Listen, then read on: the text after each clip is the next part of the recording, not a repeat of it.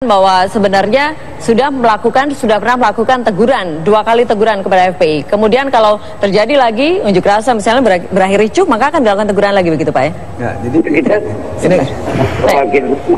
teguran harus terima lah. Ya, baik Habib, kalau menanggapi tentang adanya wacana pembubaran FPI, bagaimana Anda menanggapi ini? Oh, itu silakan aja hak orang-orang yang memimpi untuk bubar FPI dalam ridhonya. Silakan aja buktikan di mana untuk membubarkan FPI-nya. Nah, kalau seandainya laskar yang berbuat, kemudian FPI harus dibubarkan. Nah, sekarang kalau itu satu oknum anggota DPR, MPR atau DPRD yang korupsi, apakah harus DPR yang dibubarkan? Oke. Atau yang berbuat jahat? Begitu juga polisi, ada oknum polisi yang memperkosa, yang membunuh. Tapi yang begini Habib, apa itu harus dibubarkan institusi polisinya? Baik, tapi begini Habib, ini kan sudah kejadian yang tidak pertama kali, udah beberapa kalinya begitu. Kemudian juga mungkin muncul Habib, kembali saya lanjutkan. Kalau tadi saya katakan memang wacana pembubaran FPI ini muncul kemudian pasca kejadian yang terjadi pada Jumat lalu. Setelah itu apakah kemudian ada konsolidasi atau ada koordinasi begitu Anda dengan FPI, mungkin dengan anggota FPI setelah atau pasca kejadian Jumat lalu? Nah, kita dari DPD FPI DKI Jakarta atas insiden yang terjadi hari Jumat itu ditegur langsung baik surat maupun lisan oleh DPP FPI. Nah, permasalahan sekarang ada orang ribut-ribut di media, ribut-ribut di Twitter, ribut-ribut di Facebook, bubarkan FPI, bubarkan FPI. Ini orang mimpi apa ngigo gitu loh, kan ada aturannya. Itu saya cocok sama Pak Tantri ya, sebagai wakil dari Depnagri, yang mereka udah tahu hukum, mereka tahu pasal-pasal tertentu untuk bubarin seorang ormas itu gimana. Yang saya katakan tadi, ada tentara sama polisi ribut sampai membakar-bakaran yang digaji oleh rakyat. Nah, ini kok nggak dibubarin institusinya? Tetapi mungkin dengan kejadian terakhir ini kan masyarakat terganggu juga begitu Habib, dengan akhirnya berakhir ricuh. Masyarakat yang terganggu yang mana? Dengan adanya kemudian FPI melempar batu petugas, itu kan ada hukumnya juga, ada undang-undang yang mengatur bahwa kalau FPI atau laskar FPI yang berbuat lempar batu, yang berbuat pidana, kan tadi ada pasal nih yang lebih tahu hukumnya. Ya, proses secara hukum. Yang melakukan, bukan yang tidak melakukan. Kalau yang tidak melakukan ya sudah, jangan ditangkap. Baik, Anda mungkin bisa sedikit menjelaskan Habib, mengapa akhirnya kemarin unjuk rasa dapat berakhir ricuh akhirnya di depan DPRD ini? Justru itu unjuk rasa ya dilakukan oleh laskar ya, menolak itu untuk dilantiknya Ahok menjadi gubernur atau wakil gubernur. Nah, sebetulnya tidak terjadi aksi-aksi yang anarkis. Nah, insiden terjadi, nah itu yang di luar dugaan. Kalau yang namanya insiden apapun bisa terjadi di luar dugaan. Nah, polisi kan punya penyidik, selidikin saja. Tapi dari barang bukti yang ada, Habib, ada ditemukan batu misalnya beberapa karung begitu, ada senjata tajam, kemudian ada kotoran sapi juga. Itu bagaimana Anda melihat? Ada yang mengatakan ini memang sudah direncanakan begitu, Habib? Nah, itu kan kata pihak, tapi pas kita tanya sama Korlap di lapangan, mereka sudah dirazia satu persatu anggota laskar dan dilarang tidak boleh membawa senjata tajam ataupun batu karena aksinya damai. Nah, adapun batu ya kan ada di TV, polisi bisa lihat, ada rekaman dari media dan dari pihak-pihak kepolisian instannya pun juga ada. Itu batu mereka kan disambit duluan gitu loh. Baik, terima kasih Habib Salim Alatas sudah bersama kami di Apa Kabar Indonesia Malam kali ini. Terima kasih Habib. Sama-sama. Saya karena kita masih menunggu Pak Boy ini belum datang. Saya ingin menanyakan sebenarnya bagaimana perkembangan kasusnya begitu kan, terkait dengan memang sudah ada beberapa anggota FPI yang sudah ditangkap juga kan. Saya ingin menanyakan sebenarnya, tapi sejauh ini dari Kemendagri belum ada laporan begitu dari polisi. Begini, bagaimana saya kasusnya. mungkin dulu ya tentang dari Habib tadi ya. Apa ini yang ini Yang pasti bahwa FPI pada hari Jumat yang lalu itu melanggar pasal 59 tentang melakukan tindakan kekerasan. Padahal dikatakan aksi damai begitu kan? Iya kan? Jadi itu jelas-jelas dalam undang-undang ini menyebutkan seperti itu. Yang menjadi pertanyaan kita sekarang adalah pelaksananya siapa? Itu yang masih karena pada pasal 81 jelas disebutkan bahwa mereka bisa dikenakan pidana dan perdata serta administrasi. Nah, administrasi ini bisa diberikan dalam bentuk teguran pertama. Dia menggunakan istilah teguran.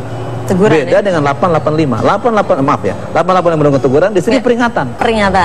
Peringatan tertulis 1, peringatan tertulis 2. Nah, itu ada waktunya, tadi ada katakan. Ada waktunya. Bagaimana rentan waktunya ini sehingga berlaku 30 hari ya. Harus 30 hari, 30 hari. Jadi misalnya kalau kejadian pertama pada 2011, kejadian kedua pada 2012 tidak bisa diakumulasi. Harus kejadian dalam jangka waktu. Dan sebenarnya begini. Kejadian 2008 dan 2012 itu yang diberikan teguran kepada FPI itu DPP. Yang DPP yang ditegur. Ya, karena yang berbuat adalah DPP. Sedangkan kejadian beberapa tempat di Tegal dan beberapa tempat itu yang ditegur oleh bupati melalui Kesbangpol Kabupaten adalah tingkat kabupaten. Oke, baik Pak Ahyar, saya minta pendapat Anda. Bagaimana ini? Ternyata prosedurnya cukup rumit begitu, cukup panjang harus dilewati. Sementara mungkin masyarakat menginginkan suatu proses yang cepat begitu kan? Iya, sebagai kita Indonesia merupakan negara hukum, tentu kita harus taat azas hukum. Karena sudah ada undang-undangnya, Undang-Undang 17 tahun 2013, kita harus ikut prosedur itu. Tidak bisa ujuk-ujuk langsung dibubarkan. Artinya kalau kita begitu, kita juga melanggar hukum. Harus jadi ikut bagaimana tahapan-tahapannya. Tentu kan undang-undang ini yang membentukkan juga rakyat. Melalui DPR kan, pemerintah sudah membicarakan, membahas, saya kira itu lama pembahasnya, bagaimana sih proses suatu organisasi masyarakat sampai bubar. Mungkin tentu ada tahap-tahap, ada syarat-syaratnya. Nah, kalau syarat dan tahap belum terpenuhi, menurut saya tentu nggak bisa juga. Kalau Anda katakan bagaimana dari Undang-Undang 85 itu Pak ya, dari perubahan sekarang, apakah Anda melihat lebih baik atau bagaimana dengan prosedur yang ada beberapa pasal yang diganti? Tapi nanti Pak Ahyar, saya minta pendapat Anda di segmen berikutnya. Tetap bersama kami.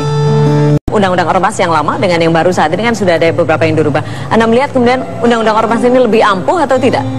Tentu ya, setiap perubahan undang-undang, pastilah undang-undang yang baru itu lebih baik dari yang lama. Karena belajar dari kekurangan-kekurangan yang ada, kita sempurnakan, itu kan proses.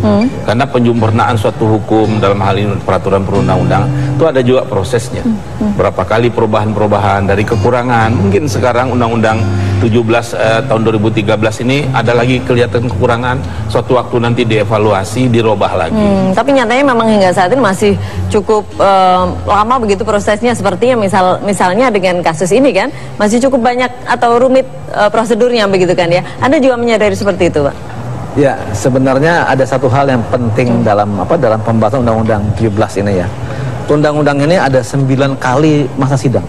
Jadi cukup panjang pembahasannya. Sebenarnya ya. Kemudian Pansus sendiri itu melakukan RDPU. Rapat dengan pendapat umum. Di beberapa provinsi, beberapa kabupaten kota untuk memberikan masukan tentang undang-undang ini. Itu pun pada saat akan pengesahan masih di demo. Ya, demo oleh masyarakat. Yang dikatakan bahwa undang-undang ini represif. Undang-undang ini kembali kepada Orde Baru. Yang Anda harapkan seperti apa nanti undang-undang ormas sebenarnya pemerintah mengharapkan bagaimana agar mudah. Bagaimana caranya agar semua organisasi, apakah dia berbadan hukum atau tidak berbadan hukum, itu wajib mendaftar. Sekarang yang terjadi sebenarnya wajib mendaftar ini kan untuk mengetahui siapa pengurusnya, di mana tempatnya, ya kan, apa kegiatan dia. Bukan berarti bahwa pemerintah memberikan memata-matai, maksudnya sudah tidak lagi seperti itu. Ormas sekarang ini kan mitra pemerintah kan. Ini PR juga untuk DPR tentunya ya. Untuk ini barangkali nanti masukan ke depan, ya, bagaimana caranya agar kewajiban terdaftar itu penting. Baik, seluruh ormas harus terdaftar gitu ya. Sebaiknya. Dan juga seluruh ormas tentunya yang kita harapkan dapat berkegiatan dengan mematuhi atau menghormati payung hukum yang ada begitu kan. Dengan karena ideologi undang-undang Pancasila ini kan kita kena semua. Nah, kalau dikatakan bahwa mereka berdasarkan pada hak asasi manusia seperti yang diatur pada Undang-Undang 40 pasal 28, perhatikan pasal 28J-nya. Di sana ada pembatasan untuk menghormati hak asasi orang lain, ya, maka perlu juga diatur Ya kan, kemudian juga kita harus bisa menyesuaikan diri. Ya, kita lihat ternyata undang-undang ormas hingga saat ini walaupun sudah ada perubahan belum cukup ampuh juga begitu ya. Ini PR juga bagi DPR ya. Baik, kita lihat bagaimana perkembangannya. Bagaimana Pak, ingin ada yang ditambahkan sedikit saja? Tantri katakan tadi, semua ormas itu harus terdaftar baik badan hukum atau tidak. Ini untuk pembinaan, jangan juga ini untuk kepastian hukum dan perlindungan terhadap masyarakat. Ada kalanya yang tidak ada terdaftar ini mungkin melakukan kegiatan apa yang masyarakat tidak tahu, dia ikut-ikut kena. Nah, ini nanti mungkin perbaikan perlu diatur bagi ormas yang tidak terdaftar, apa sanksinya. Ini belum ada sampai saat ini ya. Oke, baik. Sebenarnya waktu pembahasan kami sudah memberikan, coba menyampaikan pasal ya, bahwa mereka yang tidak terdaftar itu tidak dilarang melaksanakan kegiatan di luar di publik. Tapi saat ini masih mereka berkegiatan dengan bebas. Tidak disepakati sehingga pasal itu menjadi. Baik, terima kasih Pak Tantri dan juga Pak Ahyar sudah bersama kami malam hari ini. Sayang sekali Pak Boy Rafil akhirnya tidak bisa hadir ya malam hari ini. Terima kasih dan saya harus akhiri.